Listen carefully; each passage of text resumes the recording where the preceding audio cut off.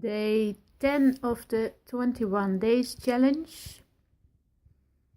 Today I'm looking at the experience of rejection within me. This I find not such easy emotion. It has more aspects in it, I found. Like feeling rejected. Yes, it gives an experience of hurt somehow. But what I found before that, what even was the real cause of the hurt within me, is that what it started with is that in a moment I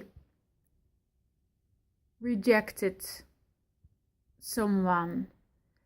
And not because I wanted to reject someone, but it was in a moment of fear. So in that moment of fear, I stepped back. And this stepping back came forward as a form of rejection. Because then it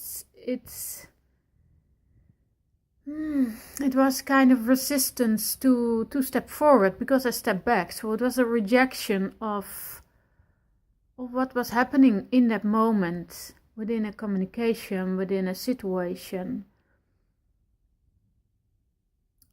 And this also has a form of revenge in it, but also in such moment it's not like, oh, I'm taking revenge now, but more like the revenge is hidden and channeled within a form of fear, and it plays out as a rejection. So what I saw is that the word reject is related to the word direct, where I did not direct myself, and so I rejected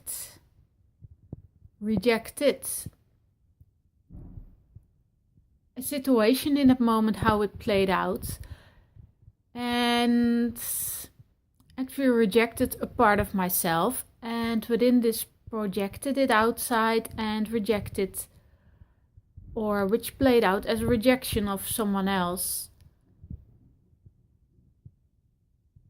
So,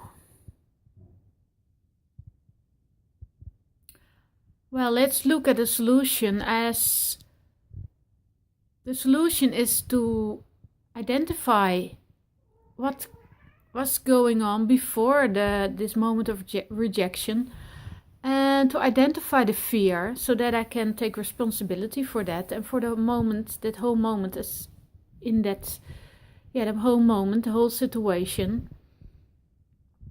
And to not too much focus on what after this played out, because then what can play out is that another one is also start, for example, rejecting me out of fear, which can also not be maybe meant to play out as a rejection, but more like also walking away or pulling back out of fear, or out of fear of losing control, or out of fear of not knowing what to do, protection, all kind of things.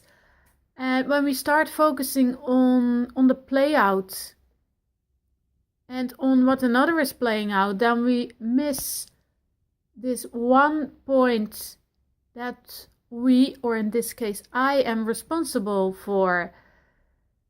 And that one point I can learn very much from for and within myself if I dare identify the fear and make a commitment to myself to next time do it better, and already walk within this consequence, the points that I had missed within myself that led to this moment of rejection, so that I the next time am better prepared to direct myself when a fear is coming up, or an experience of resistance is already emerged within myself.